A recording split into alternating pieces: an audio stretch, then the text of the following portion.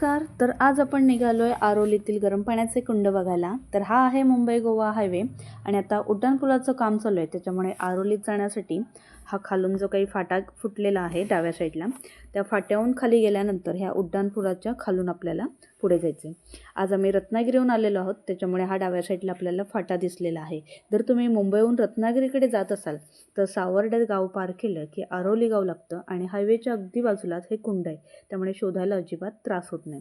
आता पुढे केदारनाथांचं हे मंदिर आहे आणि केदारनाथांच्या मंदिराच्या समोरूनच तो मगाशी वरती मुंबई गोवा हायवे होता, त्याच्या खालूनच गेल्यावर आपल्याला हे पुढे लागते कुंड. आता ह्या कुंडाचं वैशिष्ट्य म्हणजे साधारण 40 ते 42 अंश सेल्सिअस एवढे या पाण्याचं तापमान असतं आणि सर्वात महत्त्वाची गोष्ट म्हणजे या पाण्यात नैसर्गिकरित्याच गंधकाचं प्रमाण आहे, त्याच्यामुळे इथे आंघोळ केल्यावर त्वचेचे विकार जे काय आहेत ते दूर होतात, अशी लोकांची इथल्या श्रद्धा आहे. आणि इथे महिला आणि पुरुषांसाठी सुद्धा आंघोळ करण्यासाठी खूप छान अशी आंघोळीची व्यवस्था केलेली आहे. पण आम्ही जेव्हा इथे गेलो तेव्हा इथे पर्यटक काही आंघोळ करत होते, त्याच्यामुळे त्यांची प्रायव्हसी राखण्यासाठी आम्ही व्हिडिओ केलेला नाही आहे.